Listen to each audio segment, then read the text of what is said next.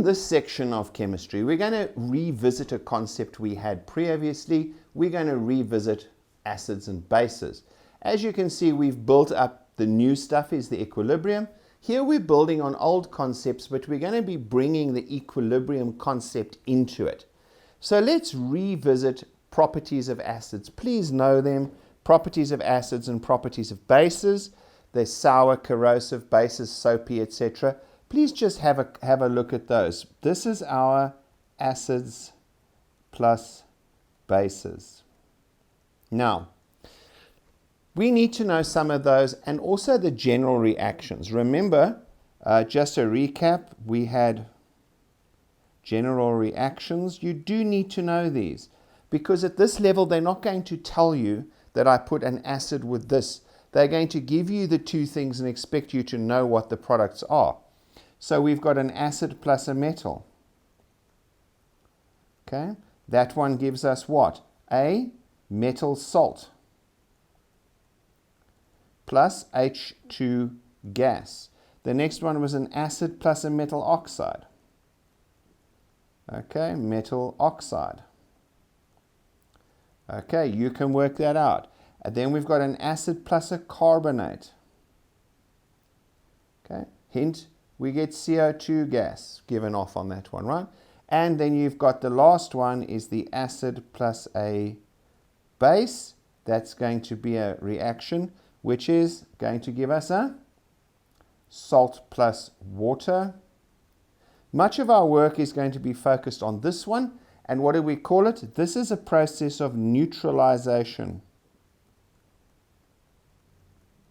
Okay, so the one neutralizes the other one. Therefore, if you have an acid, and for example, acid reflux, acid stomach, heartburn, what do? You take an antacid, you take a suck it slowly tablet or a fizzy effervescent one, and that goes down, and what happens is the acidity gets reduced in the gastric juices, okay, which is hydrogen chloride, hydrochloric acid. We get it reduced. Okay, takes away the heartburn because it neutralizes the acid. Now, let's have a look, and we spoke also previously, we're just recapping some of the terminology before we get into it. We spoke about typical acids. Remember, we did touch on it before, a strong acid and a weak acid. Okay, strong acid and a weak acid. Generally, our strong acids are going to be HCl, which is hydrochloric acid. I'm not going to write acid every time. H2SO4, which is sulfuric. HNO3, which is nitric. Nitric, H3PO4, and this one is phosphoric, and the last one HClO4, okay, and that is perchloric. Okay, those are the acids. Generally, the weak acids are H2CO3, which is carbonic. That is inside water. When you've added CO2 to it, you generally create an acid, carbonic acid. The next one is, we all know these, methanoic, ethanoic. Okay, I'm just going to put down acetic, citric. Okay, not linked to those, just different terminology. Essentially, these are organic and they are carboxylic acids. Okay, the ones with the OH at the end and a C-double-O bond, okay, the COOH, COOH. Remember, COOH was our ending. So those are our weak acids. They're usually the organic acids. And we're going to recap why we call them weak, why we call them strong in a few minutes. Now we're going to talk about what is an acid. The definition of an acid. An acid is a proton donor. It's a proton donor, and a base is a proton acceptor. All right? For our purposes, the proton is the proton. Okay? So the H plus is going to go away, and we know, how does it do this? Well, it ionizes the HCl aqueous plus H2O liquid is going to go to H3O plus a Cl minus, like that. This is the hydronium ion.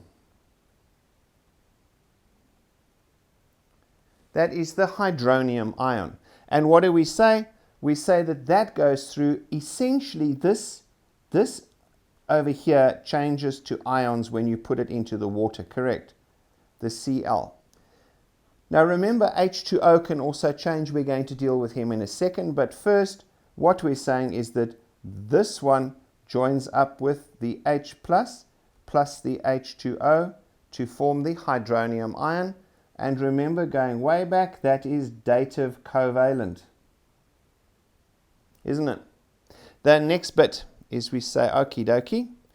But now, what about these acids here then? Remember, I put up a different one. What about H2SO4? And what about H3PO4? There's two H pluses over here, and there are 3 H pluses over there. What do we mean? This is then diprotic. And this one, yep, triprotic. So these are di and triprotic acids. Now, when we talk about a strong triprotic acid, we're talking about H3PO4, unless they give you another one. Right? What happens is that in this ionization process, and we're going to go through the processes in a few minutes, where I'm going to show you how they ionize, we are going to say that if it's got one, it's a monoprotic. HCl is monoprotic. So is HNO3. That's a monoprotic acid. So all we're looking for in the acids, first of all, is the H coming off and going and joining up with water. Now, let's go through, for example, H2SO4. All right? And it's going to ionize. Let's look at H2SO4. Okay. There it is up above. Now I'm going to start the process of adding that to water. So let's go and we say H2SO4 aqueous plus H2O. Now we know that this is going to give off a proton, but it does it in stages. Stage 1 is the H plus, leaving behind HSO4 minus 1. And there's our H2O. Okay. Why? Because the first proton has to come off. That's a distinct reaction as opposed to the next. They don't both suddenly pop off. Why? Because it takes more to take the first, the second one. There's energy levels that we have to consider here to go through in the process. If we take it one at a time, then we can look at the energy, or rather we can look at the reactions one at a time. So that is going to happen, and we said what happens? That the H plus links up with that to form H3O plus, and we are left with HSO4 minus 1. Why? How do I get to that minus 1? Well, it's quite straightforward. H2SO4 has no charge. So you have H2SO4, 0 over there. Now I take away a plus 1. SO4 is minus 2, isn't it? That's where you got that. Minus 2, and that's plus 1, plus 1. So essentially, when I leave this behind, it's SO4 minus 1 because there's still an H with it. That should make sense. That then gives us the first stage 1, leaving us with that equation.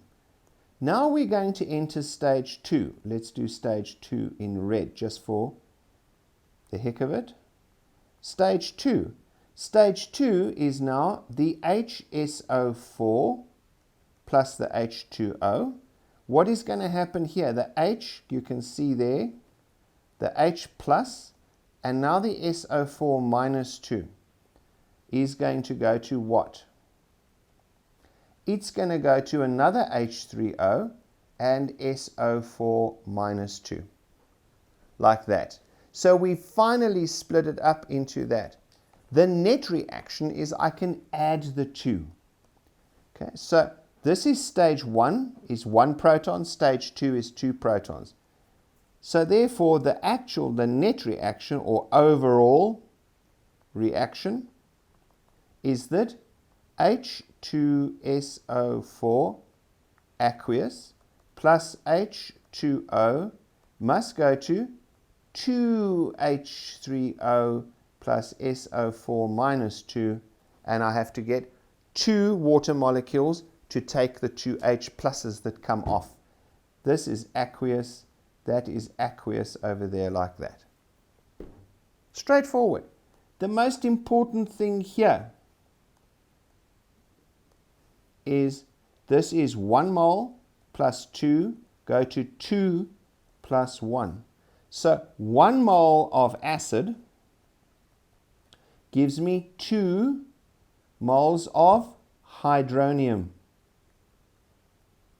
ions. Important, very important. The mole ratio is going to play a big role in the coming examples. We're just plowing through a little bit of theory currently. Okay.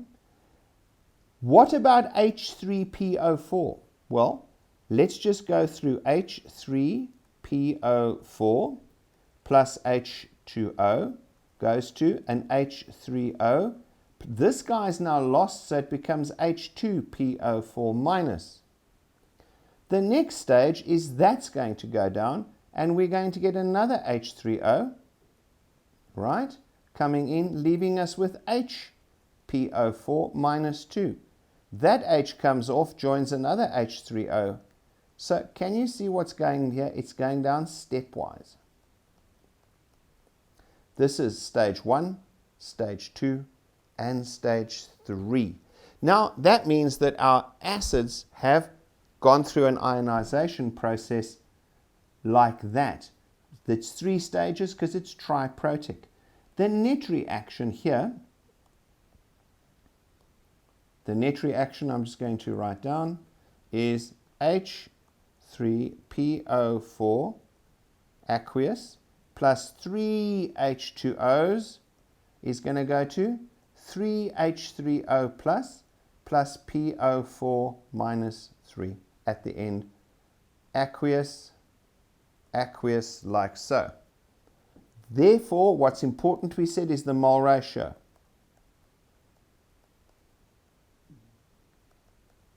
One mole of acid yields 3 moles of hydronium ions.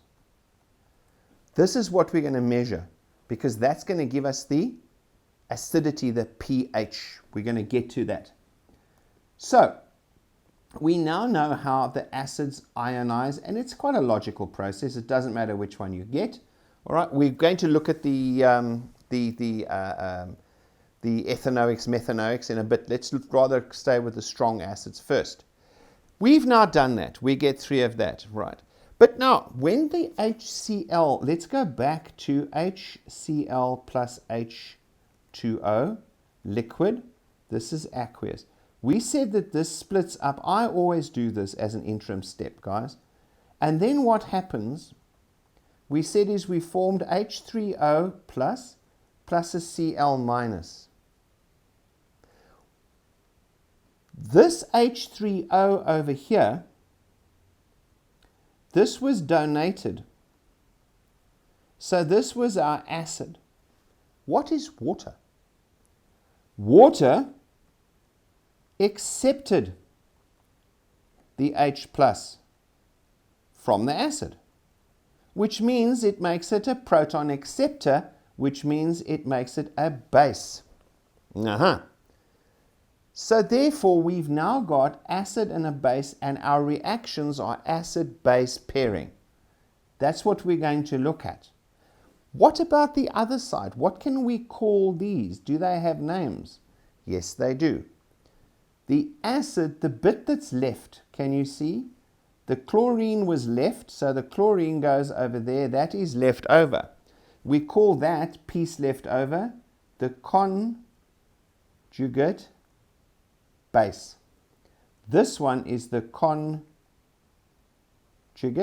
acid. Okay.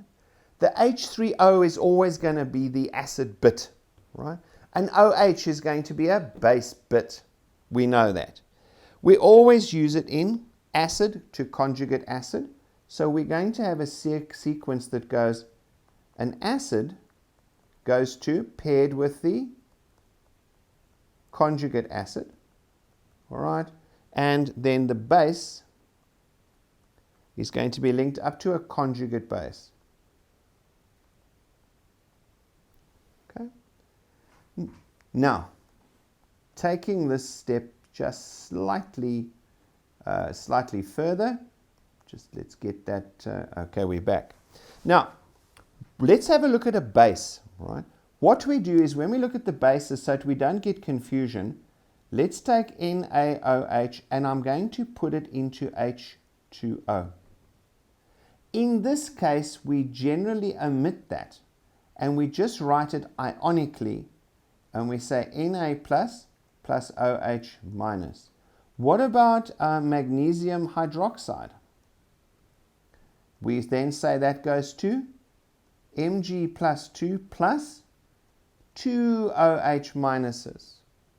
All right? We could have aluminium OH3, which means we've got Al plus 3 OH minuses. You can see here, this is a di and try again. So this number is how many OHs are given off. There are 3 of them in that case. We're going to do examples with these as well. So then when our base has gone this, we say, all right, so what happened here? In the base, okay, this piece here, okay, this piece here, right, was what was given off as the base. There we can see it. So if you see an OH, you know that's your base portion, correct? Let's look at water itself. Right. Oh, before I do that, I have mentioned a neutralization reaction. I don't really have to go through that one, I'm sure. But what about water? And we are going to do examples of that. What about water? This is recapping for those who didn't do it in the equilibrium constant section. H plus an OH minus. Water ionizes there. So this one donates a proton, doesn't it? Okay. So water donated a proton. But hold on. We know that we can't get.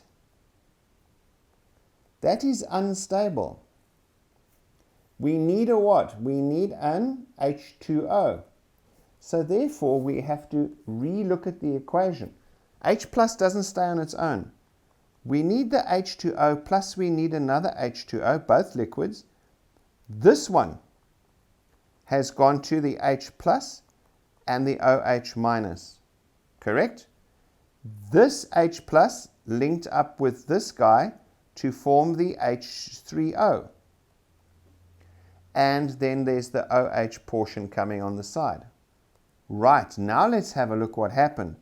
This one was the acid. It donated. This one here accepted. So this must be the base. This we said is the conjugate acid. This is then the conjugate base. That is how water does it. Can you see water thus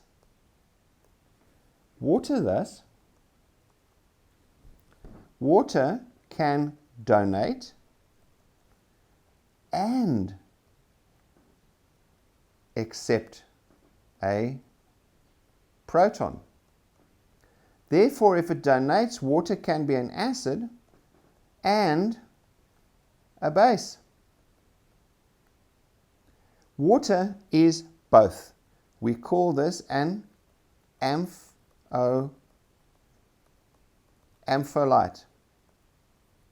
Okay?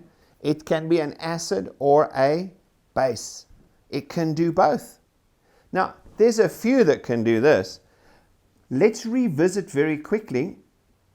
Okay, let's revisit something. Let's revisit the H3PO4 one. I'm going to quickly go through this H3PO4 plus, basically we know we've got 3 H2Os, correct? Now I'm going to put the steps down. H3O plus H2PO4 minus.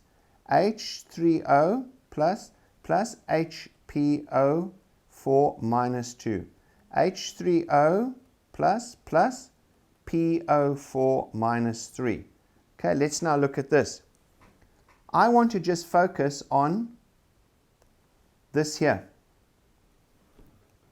Can you see here it donated? So therefore an acid. This over here donated.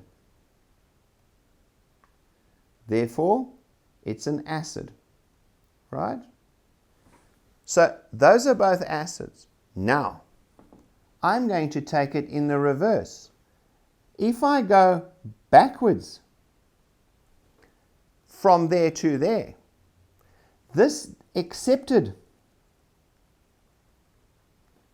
an H plus, correct?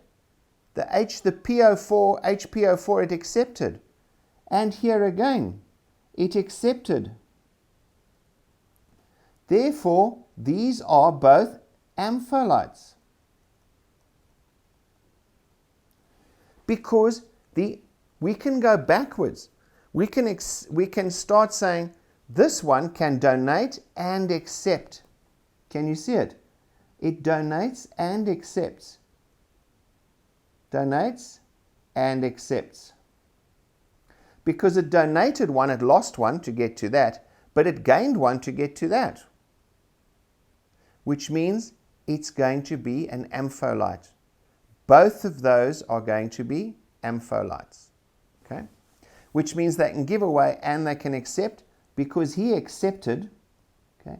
Let me show you again. This one accepted to get to that one. So from there to there, can you see? Those two can give away and accept a proton. It can go from H2PO4 that way, or it can go from HPO4 that way. That's the other way of looking at it. Let us look at it. Let us look at H2SO4 as another one. H2SO4 plus 2 H2Os. I'm not writing states in here. H3O plus HSO4 minus. Then another H3O plus SO4 minus 2. Now, this one here donated to that, right? Correct? Like that to get to that. This one donated there, but it also accepts. So it donates and it accepts a proton. Let me just take this down. It donates and it accepts a proton. So this character here is also an ampholyte. That character is an ampholyte as well. In all these cases, our middle range of these diprotic or triprotic acids, the interim steps are ampholites because it can accept a proton to get back to that, or it can accept a proton or donate a proton as well. Similarly, the one above, which is the triprotic acid. So water is an ampholite, as is the two mid-range acids. Okay. What we're going to look at now is we're going to look at some acid-base pairs. We're going to look at acid-base pairs. Okay? And we're going to say which is the acid, which is the base, which is the conjugate acid, and so on. Let's start off with number 1, HBr plus H2O. Hang on, HBr, that donates, doesn't it? I put it in water, H plus Br minus goes. So straight away, I have found the acid. Never mind, don't have to go any further. We have found our acid. Therefore, this must be the base, because we know that that goes there, and they're going to give us in a moment, when I get there, they give us that becomes H3O plus Br minus, all aqueous. Okay, so therefore, those two, that must be the base. This we said is always the conjugate acid, and this is the conjugate base. All right? Straightforward. What about this one? I've got one here, CH3COOH, CH3COOH. That is a carboxylic acid, isn't it? Plus H2O. Okay, we're now going to take this down. This one goes to, remember, the weak acid goes there now, and we are left with CH3COO. That's the ethanoate, ethanoate ion, and therefore we know that once again we knew straight away that was an acid. Therefore the other guy must have been the base, H3O, the conjugate acid, and yep, the ion left, CH3COO, minus is the conjugate base. These are actually not too difficult. The key here is to find which is the acid, and then you work from there, unless you're given a base straight away. What about NH3? Okay, let me just finish. It's doing its automatic. Let's say they gave us NH3 plus H2O, and they give us the reaction going to NH4 and OH minus. They've given us that reaction. So straight away, you know that this is the conjugate base.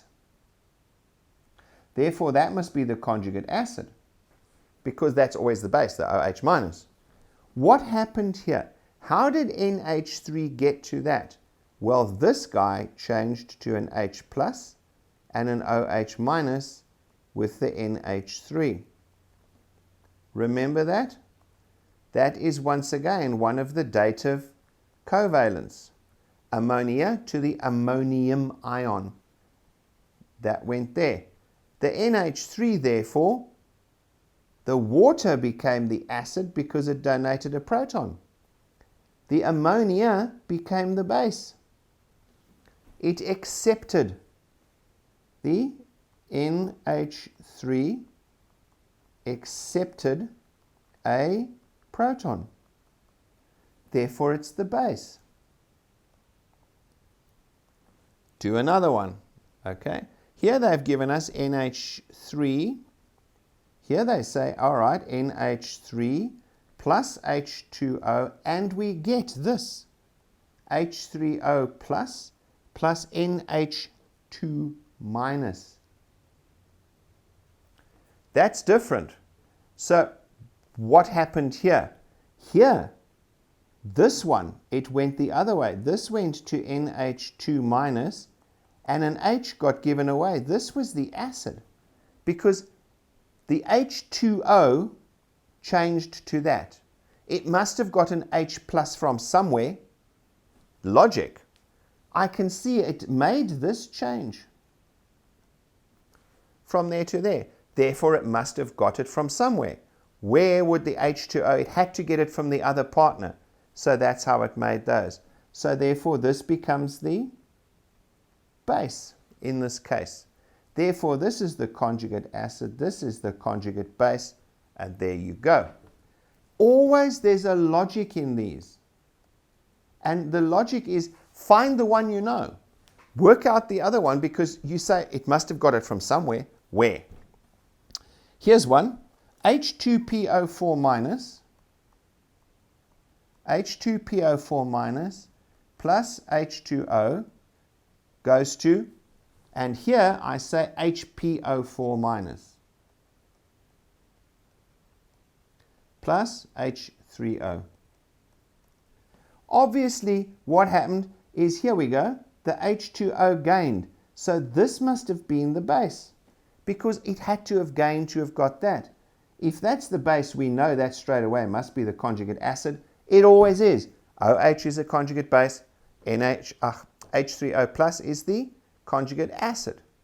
So what happens next? This then must have been the conjugate base. And the guy left behind must have been, the acid. This must have been the acid. It was because he went H plus HPO4 minus. Okay, minus 2. Sorry, there's a 2 there. I forgot him in my little thingy. Okay. Now, what about, here's one. Here's one they gave us. They said BRO minus. Okay. BRO minus plus H2O goes to HBRO and OH minus. So here's my conjugate base. Okay. Therefore, that must be my conjugate acid. Now, what happened here? The BRO gained an H. This split because there's an OH minus there. So this guy must have split here. This must have split into H plus and an OH minus because that's left behind. If that's there, chances are that the OH comes from the water. There's nowhere else. And then this one went on to him. Therefore, in this case, this was the acid and this was the base. Because this went on to, this accepted a proton to become HBRO. And can you see there's no charge over there because it was BRO minus. Now, and we're going to add on the H at the front, the plus one, which takes it out. Hopefully we've gone through that. Now we're going to be looking at strong and weak acids. We're going to start bringing the Ka, the equilibrium coefficient, in. Remember in the previous ones, look if there's OHs, identify that as the conjugate and work backwards. Look which one got the proton. Where did the proton come from? And that's the one that's the acid. If you've done about 3 or 4 of those, 5 of them, and understood what I've done, you are cool. I'll see you again. Cheers. Bye.